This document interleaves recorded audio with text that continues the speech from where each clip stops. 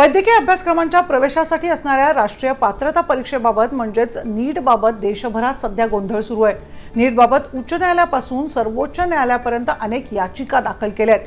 तरी एनटीए या नीट परीक्षा आयोजित करणाऱ्या एजन्सीने अद्याप कोणतीही स्पष्ट माहिती दिलेली नाही। वैद्यकीय अभ्यासक्रमांच्या प्रवेशासाठी नीट परीक्षेसाठी नोंदणी 9 फेब्रुवारी ते 10 एप्रिल 2024 या कालावधीत झाली।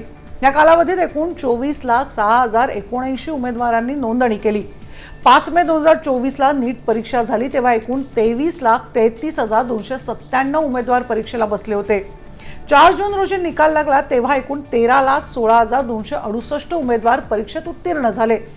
National eligibility cum entrance test म्हणजेच नीटचा निकाल लागल्यानंतर सर्वात मोठा गोंधळ निर्माण झाला। वास्तविक यावेळी नीट निकालात 67 उमेदवार टॉपर्स म्हणून घोषित करण्यात आले आणि असे 67 विद्यार्थी होते ज्यांनी 720 पैकी 720 गुण मिळवलेत, म्हणजेच त्यांना पूर्णपणे 100% गुण मिळालेत। यातही का आश्चर्यकारक बाब म्हणजे टॉपर्समध्ये एकाच परीक्षा केंद्रावर परीक्षा देणारे 6 विद्यार्थी होते।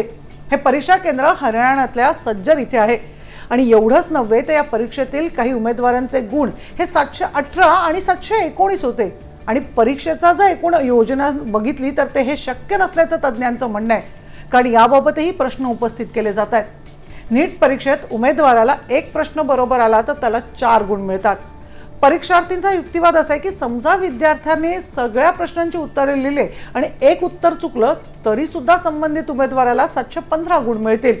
अशा स्थितीत उमेदवारांना 718 आणि 719 गुण कशाच्या आधारे मिळाले असा प्रश्न आता उपस्थित होतोय।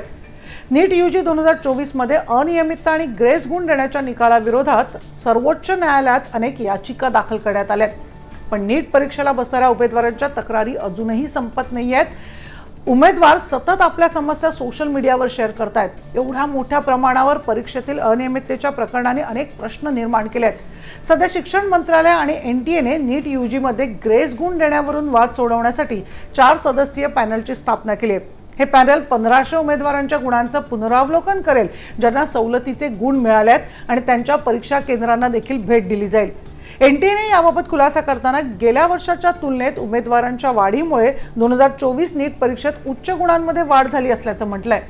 718 आणि 719 गुण मिळवणाऱ्या उमेदवारांबद्दल स्पष्टीकरण देताना एनटीएने विशिष्ट केंद्रावर परीक्षेदरम्यान वेळेच्या अडचणींचा सामना विद्यार्थ्यांना करावा लागला म्हणून त्यांना नुकसान भरपाई म्हणून अतिरिक्त गुण देण्यात आल्याचं म्हटलंय। त्याचबरोबर पटनामधील प्रश्नपत्रिका फुटल्याच्या आरोपांचं सुद्धा एनटीएने खंडन केलंय। सोशल मीडियावर सुरू असलेल्या विरोधादरम्यान नीट यूजी परीक्षा रद्द करण्यासाठी सर्वोच्च न्यायालयात याचिका दाखल करण्यात आली, त्यामुळे सध्या या 24 लाख विद्यार्थ्यांचं भवितव्य टांगणीला लागलंय। ही माहिती नेमकी तुम्हाला कशी वाटली तुम्ही आम्हाला जरूर कळवा। त्यासाठी सबस्क्राईब करा timesnowmarathi.com ला, त्याचबरोबर बेल आयकॉन प्रेस करायला विसरू नका। पाहत राहा timesnowmarathi.com।